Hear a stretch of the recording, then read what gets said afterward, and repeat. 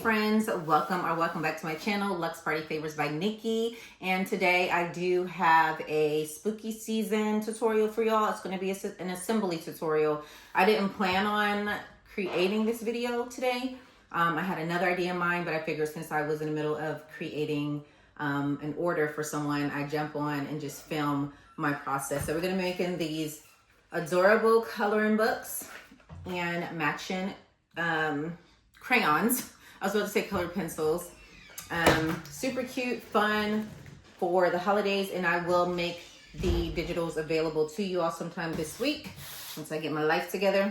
So before we get started, I want to go ahead and, of course, do my shameless plug. Be sure to head over to the Facebook, the Luxe Craft Room, and join my new Facebook group. I think we are edging on 90 members, and so that's exciting. I'm starting to see some more interaction and folks announcing themselves, and so that's exciting. So go on over there. We have fun. We have freebie Fridays, so we always are giving something away, whether it's advice or an actual digital file. Just head on over there and join the community. Okay, we're gonna get into the actual assembly of this activity book. Okay, so I have my printer up close and personal so you can see what I do to print on the opposite side. And of course, everyone's printer is different. I have the Epson 2800, and so this is how I print on the opposite side. It's super simple. All you do is, when it prints out like this, you just take it and just put it like that inside the feeder. And when you do that, it's going to print perfectly on the opposite side. So listen, I had to do some trial and error in order to get it to print that way, because at first when it came out, I took it and I flipped it and put the paper in that way, and it printed upside down. So like I said, all you have to do is just take it out of the printer once it's printed and just bring it right on over. Just flip it vertically instead of horizontally. And again, I have the 2800, so it could be different with different printers. So you may have to play around and print with black ink on regular paper, so you don't have to, so you don't ruin your prints. All right, speaking of paper, this is a cardstock paper. I just got it from Walmart, and it's like $5. And I prefer to print on cardstock as opposed to regular printing paper, because when I create my designs, obviously they're colorful, and if I try to print on regular paper, you would be able to see the print on the other side. But with the cardstock, you're not able to see. I'm sorry about that shadow, y'all. It's like the golden hour at a whopping, what time is it? It's almost 5 p.m. and the sun is already trying to set. And that's the difficult thing about filming, you know, so busy. And when I finally pull out the camera, I have the time to pull out the camera, the sun has set. All right, y'all, let's move on to the next step. So I put my printer back to its proper resting place. That sounded weird, but I just needed some more room on my table. But before we get started in the assembly process, I want to show you some other things that came with this package. So we got some, let me bring up everything.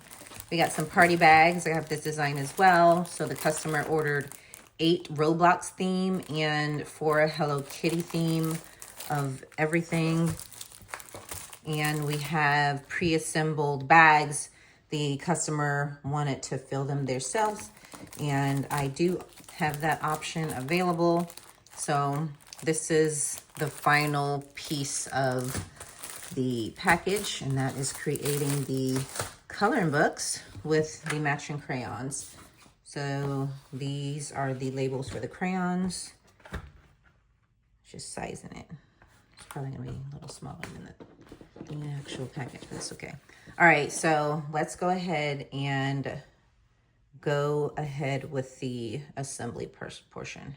All right, y'all, so I have the Epson Tank 2800, which means that it does not print borderless, which is problematic for me when I create these coloring books. Normally I don't have any issues. The only time that it becomes an issue is when I create these coloring books because it leaves this white border. I'm not a fan of it, but I'm not going to purchase the next version of the ET until I reach a goal. I have a certain goal I want to reach before I continue to spend on, you know, large purchases. But I've created books with the white outline in the past, and it worked out perfectly fine, so it's okay. But I did bring out my slicer to see how it would look if I sliced it, and of course I prefer this version. But the problem is sometimes when I have a printout, well, these actually didn't print out terribly, but as you see here, if I try to slice it, it didn't print out, you know, perfectly. So we'll see. What are we gonna do now is fold everything, and I have a line in the event that someone purchases, they know where to fold. So we're gonna go ahead and start folding, and I'm going to probably speed this process up. Or actually, I'll probably fold everything and then come back. Okay, y'all, what I failed to do was show you the actual designs that I created for the activity/coloring book. I don't like to just make it a coloring book. I like to break it up and add some activities so it's not boring for the kids. So we have a word search, find the differences, creative space, finish the picture, color by numbers, another creative space, color the picture, and a maze, color the picture, color the pictures right on this page. But it's going to be fine because it's not going to be like back to back, I don't think. Is it going to be back to back? Let's see. It might be back to back. It's fine. And connect the dots and a spooky tic-tac-toe. Actually, I think I'm going to, I can fold this whatever way. I think I'll keep it like that. So there you have it, my friends. And for the designs, I use Canva, Google search, whatever I can find that pretty much met my intent. All right, y'all, I think I actually want to bring out my slicer and cut off these white edges. It's gonna be a bit monotonous, I mean, not monotonous, but cumbersome because it's gonna take some time to get it perfect. But I'm gonna go ahead and do it. But with this, I think I will also speed it up just so that you're not watching me struggle. This is the one I think we might have some issues with because it's not perfectly aligned, but we'll see. All right, stay tuned.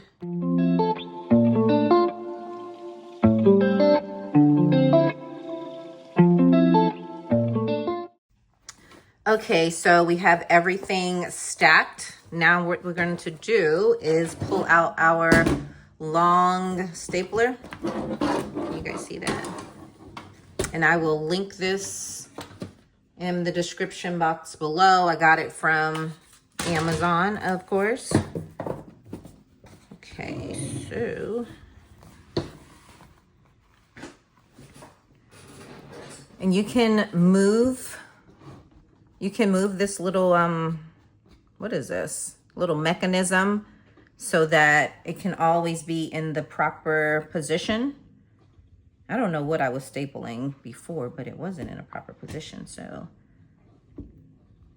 that's, is that right? What am I doing? Okay, y'all, here goes nothing. Here's the first staple. Sorry for the table shaking. All right. Look at that. Right on the seam. Perfect. Okay, we're going to do the same in the middle.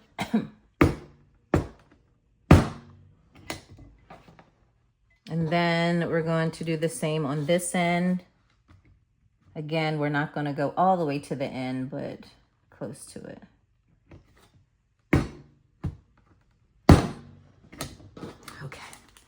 All right, y'all.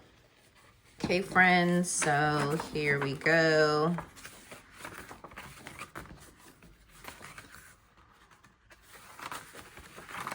I'm still debating whether or not I want to cut everything because it's going to take some time. I may just keep it with the white outline. I'm not sure, but I do like the way that this looks. It's a cleaner look, but we will see. Okay, so the next thing that we're going to do is go ahead and put the label on the crayons. Okay, so this part is super simple, of course.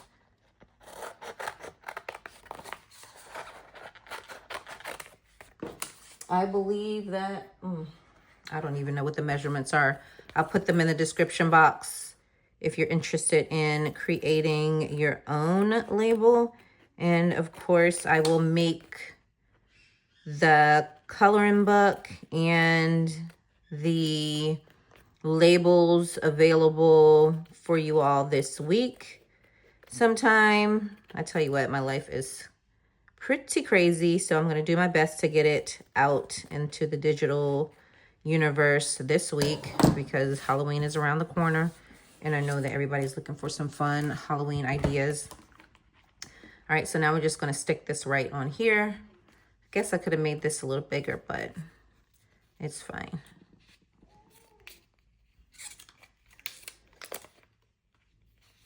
It's like sometimes when I print it, if it doesn't print at 100%, it will come out a little smaller than expected. So it's not even the measurement itself, it's the printer sometimes. Because if I would have printed this individually based off of the actual size of the label, it would have printed just fine, but I would have wasted a lot of ink. Because in paper, not ink, paper, because it will only print one. So when I put multiple ones in there, I have to be cognizant to make sure that it's 100% because sometimes it will automatically print at 97%. All right, y'all, there you have it. Thanks for bearing with me as I navigated this situation because I never actually tried to cut around the edges. Usually, like I said, I just leave the border, and I'm debating if I'm going to leave the border, if I'm going to just redo this and leave the border for the other ones, just because it just makes the process a little simpler.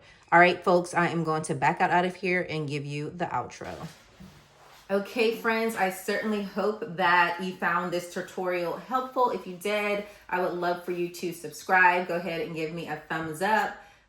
Give me a comment of what you want to see next. Tell a friend, share all of the good things. I certainly appreciate you and everything that you do. And when you give me a thumbs up or share or a comment, that tells the algorithm that you want to see more. So be sure to do one or all of those things and I will be forever grateful. So I will see you next Monday. You guys have a beautiful day.